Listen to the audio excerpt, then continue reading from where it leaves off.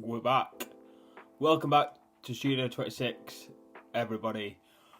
Another tutorial this time though, so Studio 26 barber education technically, but we're in Studio 26 haircare doing it as always. So nice low taper this time. My client's going to maintain a lot of the weight on top, so let's get right into it. As always, you're guaranteed to learn at least something during one of our tutorials, so if you like it, hit the subscribe button below. It helps us. You won't even notice it, it's free. So, center profile guide. As always, to begin with, section the back off to the front, and you'll understand why in just a minute. So, starting from the front, he's maintaining a lot of the weight, which means I'm going to create a nice round shape on top, following his head shape. Why am I doing that? Well, at the end of the day, it's got a nice messy fringe. He wants to maintain a lot of length on that. Have it slightly cropped, so that's the reason why we are doing that. It sits a lot nicer, it's got nice loose curls. So, once that centre profile guide goes in, what we've done, working from the centre out to the left, pulling it straight up. So, vertically, it is round, horizontally, it is square. That's why we're pulling straight up, back towards where that first guideline was, as you can see. Working it all the way into the back, so I get a guideline for later. Now on the right hand side, I'm literally just going to do the same.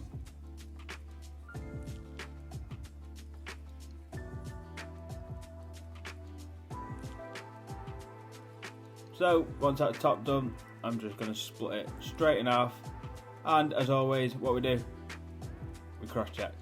So if you cut vertically, cross check horizontally. Nice and simple, just like that, cross check and all that. So after that, I'm going to create my section from the back, not off the crown though. We're making the hair flow in the direction it wants to. So once that's done, the hair's flowing in the direction it wants to. Just pin the top out the way. We've already cut that. So taking it from about section 3, I'll do a video explaining where I take the sections from, when I section from top into the sides. After that, as you see, I'm pulling out, look at my fingers, creating that nice triangle shape on the side, graduating a tidgy bit, so my knuckles are pointing towards the floor. So from the back where the head starts around, I'm going to work that forward. Same principle applies on the right. Pulling out, now my fingers are pointing a tidgy bit towards my client's head, so working that forward now.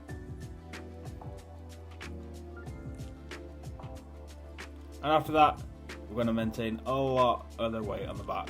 So I'm going to go from the left hand side to the centre, using them diagonal sections from top to bottom. So every time I create a new section, I'm going to work that section right down.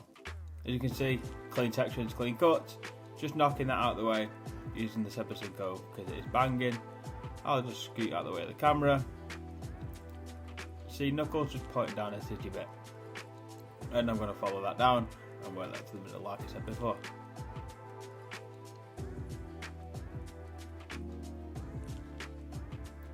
So once that's done, starting from the right hand side now. From where I left off before, well, I didn't leave off there. From where I started on the right hand side, we're going to use that guideline and work it back into the centre and make sure they link up nicely. So, cross check the sides. How do you do that? Well, diagonal sections, you're going to cross check them horizontally. So as you can see, I've just sectioned the hair, pulled a bit out, and then we're just going to chip away just to add some texture and reduce a bit of the weight.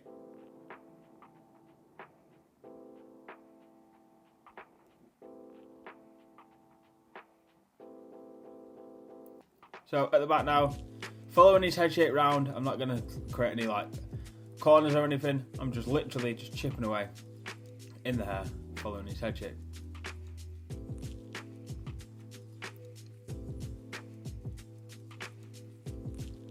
Left and right hand side done. After that, I'm just going to come to his fringe. I'm just going to take the ends off. Remember, when you do a round section, you do take some of the fringe off, so just neaten it up after, making sure nothing sticks out. Gives it a nice soft touch.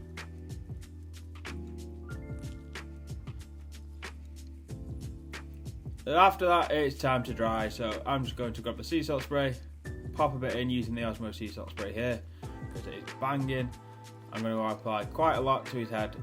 I'll give it a ruffle in, And after that, you'll see me grab my diffuser, hairdryer, high heat, low speed as always, and just keep it moving. Don't stay in one spot too long. That's a common mistake with the diffuser, unfortunately. Don't let the hair dry in one place before the rest of the hair. Make sure it all dries together. As you can see, I just keep going round and round with that diffuser.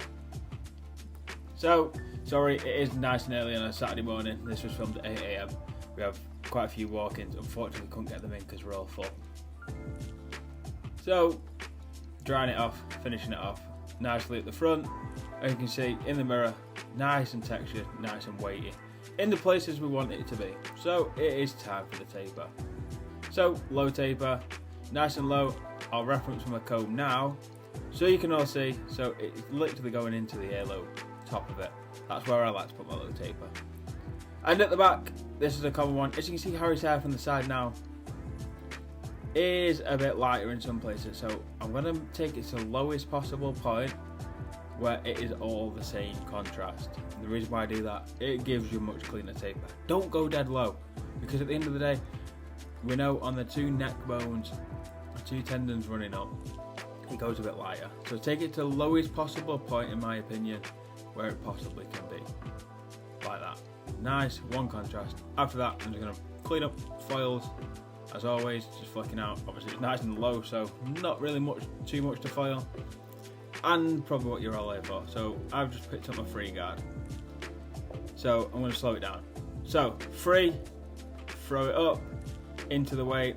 Remember, look how I'm scooping out. I'm not creating guidelines. 2.5 after that and a 2 just underneath. Remember, we're down fading for that first bit. Now, same process. Open lever.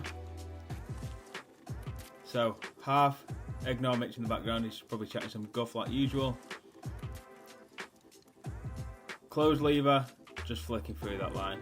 And that line should disappear nicely. Remember, it's nice and low, so easy to fade the lower you are.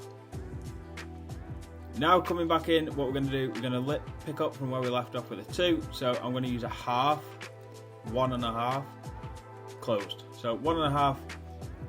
I'm going to flick into that 2. As you can see, this is a cheat code of a guard, so always use it. Even though you're going to see what I'm going to do after, which is now I'm going to grab the 1 open, which is basically 1.5, but that 1.5 just makes everything a lot smoother. So still down fading that line. Remember, we're not trying to get rid of it until the last basically step of this method. It is just slowly erasing that line. It's a slow process, but if you do it right, it can be very quick. So, I'm probably chatting here. I do apologise, but we're back. So, 1 open.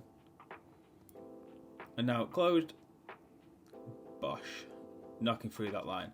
After that, you can see that line's hardly anything there. So, what I'm going to do, half guard, half open. 0.75, I like to call this. Or half guard, half open. And we're going to flick through that line, which is hardly there, but we're going to refine anyway. As you can see, nice and low, flicking through that line. What we created before with the open guard, and now closed guard, flicking through. So half and half, nice and fresh. Same process applies on the right hand side. Always remember that, whatever you do on the left, do on the right. So I'm going to leave you and watch, and I'm going to pick back up when I go to the back.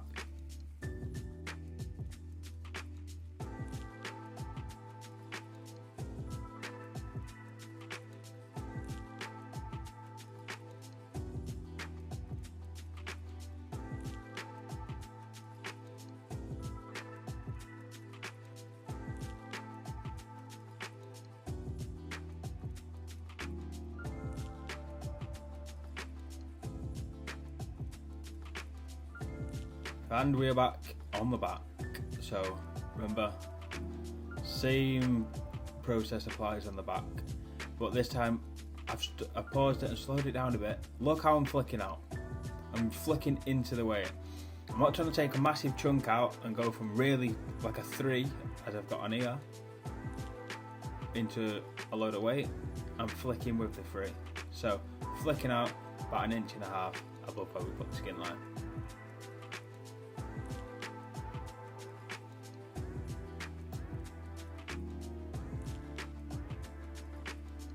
So after that, as usual, Once that frees in, we're going to come in with a 2.5 and 2. Remember, just always flick out. This is the most important bit, especially when they're keeping it that weighty on the side. It'll give you a nice contour silhouette from when you look at it from the side and from any angle. So after your 2.5 and 2,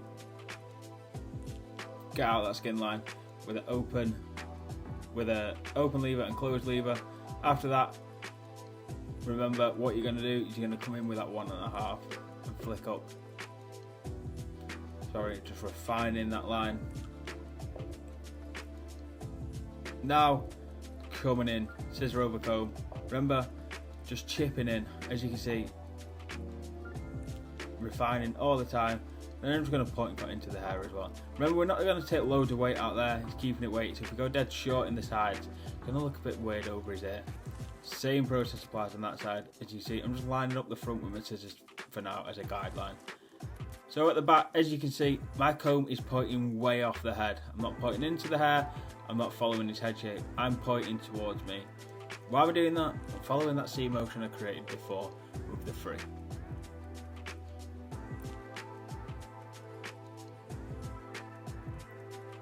Now, refining again. Ignore me, shut and go, as usual, in a nice busy salon on a Saturday morning at 8 AM. What more would you want? Winning at life. Now refining with a smaller tooth comb, as always. Big teeth, small teeth, and even smaller teeth to refine. This time I'm just pissed at my thinning scissors. I'm just going to reduce a tiny bit of weight, just where it needs to, not all of it. Add a bit of texture at the bottom too. Now after that, I'm just going to come and refine even more to give it that really fresh look. After that, clean up, a hairdryer, and I'm going to line up. So C cups first, as my scissors did most of the work before. I'm just going to refine. Brush all the hair down, as you can see, to line up over the ears. I'm going to start at the back, knock down. Remember, put the line in first, then clean up after. There's me just combing the hair down, make sure nothing's overhanging. Not going to create this line stupidly sharp because we still got a bit of movement after, because at the end of the day that hair will grow over that line within a couple of days. So we're going for that messy look, but nice strong finish to it. Now over his ear, I'm just going to link up the back to the front using your clipper or trimmer, whatever you're going to use. Hopefully it's a trimmer. There's a pencil on the corner. As you can see, nice strong finish, not too sharp. Pretty sharp though, because we're using the Rose FX, which I'm banging to line up. So same process applies on that right hand side. Then after that, as you can see, always just clean your client off. Finish the bits off, make sure it's not connected. Refine where you corner your clipper if you need to, but if you're not confident about that, don't do that. And as you can see, nice clean finish, maintaining the weight, nice silhouette. He's grown his hair out, it is quite weighty, but that low taper is very low and will grow out nicely. So yeah, that's it. If you enjoyed this on screen, for your better haircut, for a better haircut should I say, Studio 26 Hair Care, and for a better career and to progress your barbering, Studio 26 Barber Education. And on that note, I will leave you. Subscribe. See you soon.